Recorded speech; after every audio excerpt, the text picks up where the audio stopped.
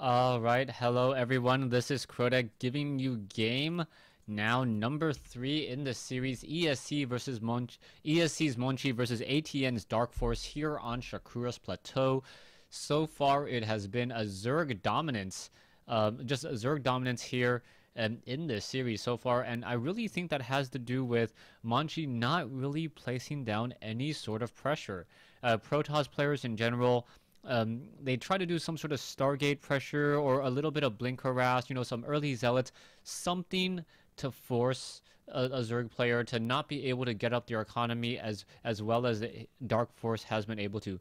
All the games have gone to the very, very late portion of the game, and with that, oh, I thought that was, oh, this doesn't. Oh yeah, okay. Just playing with my mouse controls a little bit. Yeah, just with that,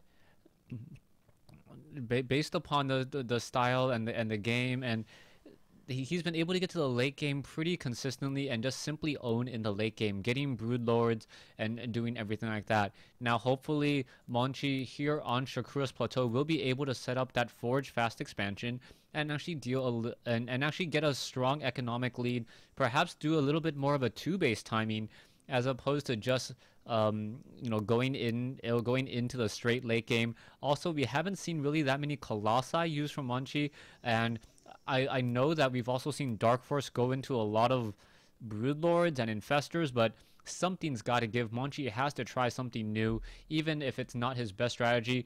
DarkForce seems to have Monchi's number in terms of the opening builds. Now, we'll see what this game has in store for us. Monchi is looking like he's going to be going for a fast Nexus. Yes, it is going to be a fast Nexus here on Shakura's Plateau. Meanwhile, spawning pool is already down for DarkForce. All right, this may be a little bit of a problem here. We are now very, very far away from getting our Forge, and our Forge is now just getting started. That takes 45 seconds. It is going to be a little bit more time before even a cannon is placed down.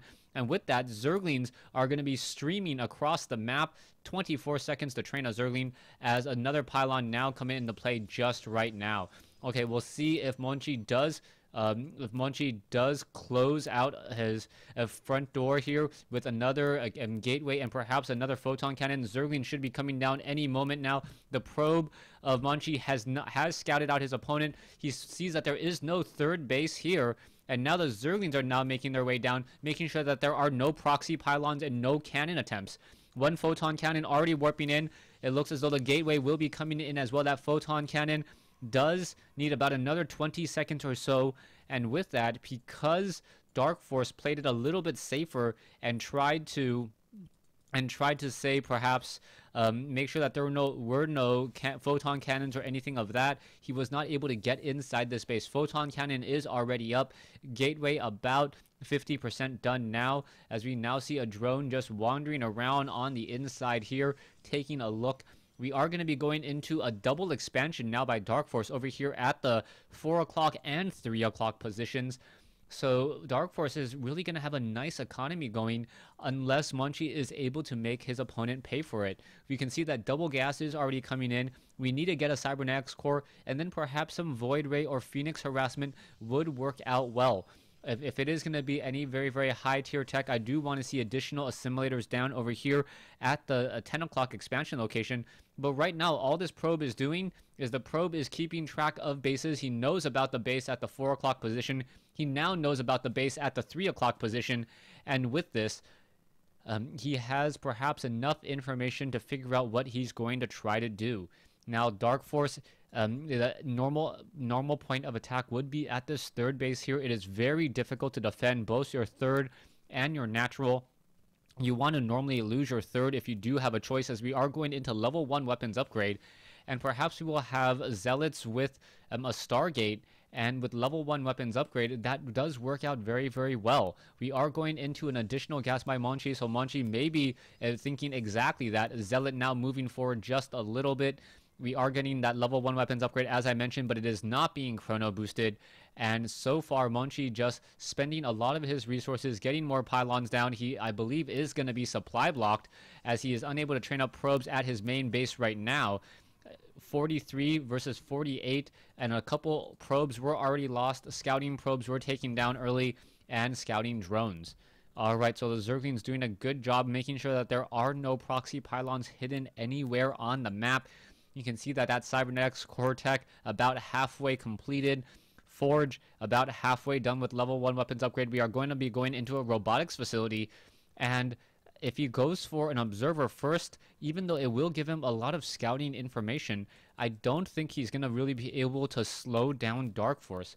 Most of the time, Protoss players just blindly go observer first. Hopefully Monchi will try to go perhaps even immortal first in order to put down and lay down pressure, since we have been seeing roaches, and it is going to be an immortal. So immortal and zealots, the zealots with level 1 weapons upgrade should be able to destroy those Zerglings quite easily. And then as those Zerglings get taken down, the immortal should be able to focus and take down those roaches easily as well. 5 roaches now being added. DarkForce is sitting at 77 over 78 food. We are going into hallucination. So perhaps Monchi is going to use some hallucination in order to tank some damage. Immortals or Colossi, both very, very strong choices for those hallucinations. We will see Zealots now joining in on this fight as well. This is going to be, I believe, 3-gate, as we are now also going into a robotics bay. Okay, so it is going to be 5 with a robotics bay, another immortal being added to this group. We are running off of 4 gas for Monchi. Meanwhile, let's take a look at DarkForce. DarkForce is sitting on a very, very nice army size right now, 1625, 200 gas. But it is going to be in terms of lower tier units. The Zerglings are going to fall to the Zealots rather quickly, unless we just see more and more units just keep on coming down keep on coming out of our opponent's base. Here you can see more Stalkers coming in, an Immortal now being added, Colossus now being added, unupgraded, no extended thermal lance range, just straight Colossi, as a Phoenix, hallucinated Phoenix at that, is making a move out. It looks like Monchi is going to be taking up his 3rd base now. No, setting up some more proxy pylons first. Wants to be able to make sure to reinforce that very, very easily.